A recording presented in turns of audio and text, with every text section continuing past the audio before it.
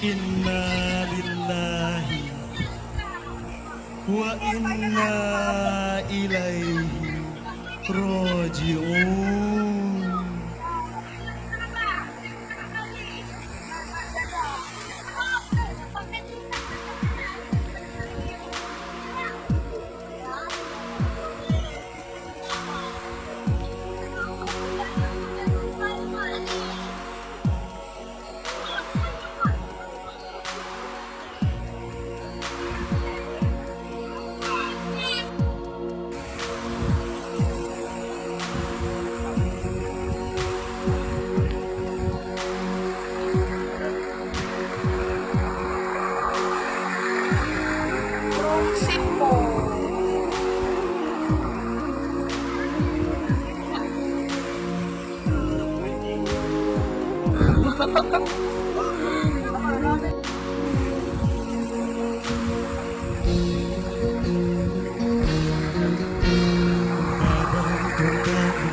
Berharga sesaat ditinggal nyawa, anak istri tercinta tak sudi lagi bersama, secepatnya jasad dipendam,